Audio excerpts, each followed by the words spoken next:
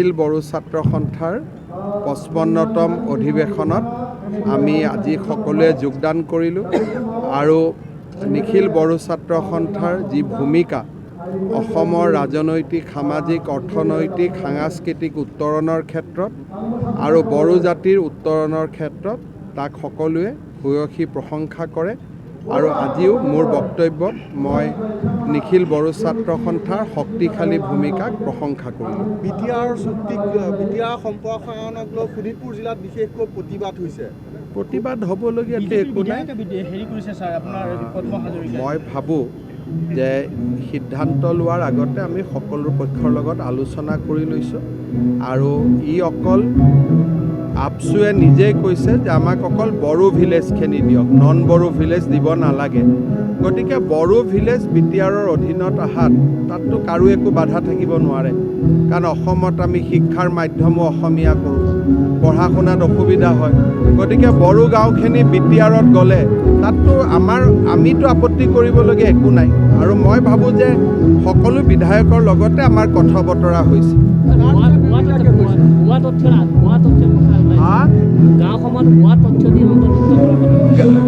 যিখিনি গাঁৱত 80% ওপৰত বড়ো লোক আছে তেনেকুৱা গাঁওহে হস্তান্তৰিত হৈছে আৰু জিলা উপায়ুক্তই ৰিপৰ্ট দিছে। মই ভাবোঁ দুয়োটা পক্ষই বুজাবুজিৰ মাধ্যমেৰে ঘটনাটো সমাধান কৰিছে, FIR উইথড্ৰ কৰিছে।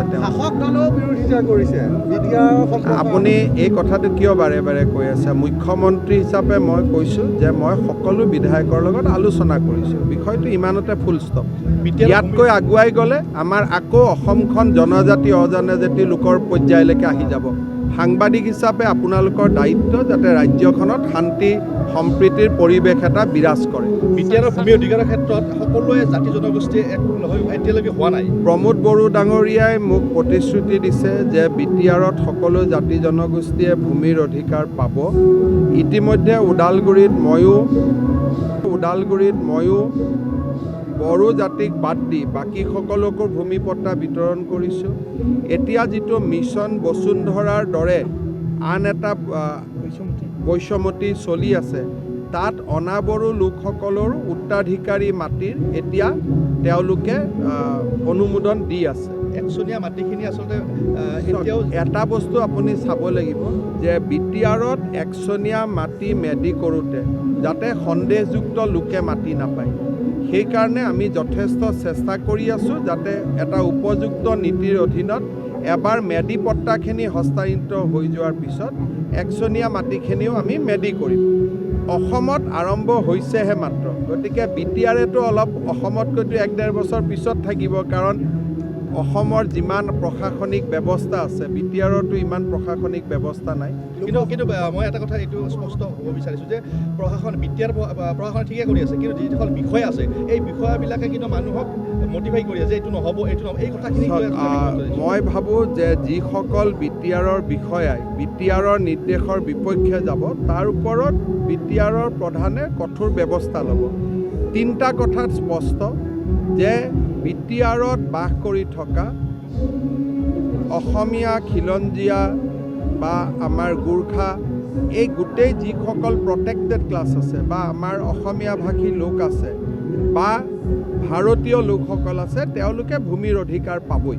খালি বিটিআৰ গঠনৰ আগত হ'ব লাগিব, বিটিআৰ গঠনৰ পিছৰখিনিয়ে নাপাব, গঠনৰ আগৰখিনিয়ে 2003 চনৰ আগৰখিনিয়ে পাব। আৰু এই ক্ষেত্ৰত লাগিলে মই এদিন আৰু আলোচনা কৰিম, সমস্যাখিনি সমাধান কৰিম। সেইটোলৈ আপুনি কিয় টেনশ্যন খাইছে? চৰকাৰক চলাব দিয়ক না, ধুনীয়াকৈ চলি যাব, আগতকৈ ভাল কৰি চলি যাব। বড়ো গাঁৱত চাওক, বড়ো গাঁওসমূহত তেওঁলোকৰ ল'ৰা ছোৱালী ওলাই আহিলে বেলেগ মিডিয়াম পঢ়িব লাগে। বড়ো গাঁৱত তেওঁলোকে বড়ো মেজৰিটি ভিলেজবিলাক শান্তিত আছে। মিচিং ভিলেজতো আমি মিচিং অট'নমাছ কাউন্সিলত আছে। শোণিতপুৰৰ বহুত মিচিং গাঁৱতো মিচিং অট'নমাছ কাউন্সিলৰ ভিতৰত আছে। গতিকে যিটো কাম আমি মিচিঙৰ কাৰণে কৰিছোঁ, একেটা কাম আমি বড়োৰ কাৰণে কৰিছোঁ, তাততো কি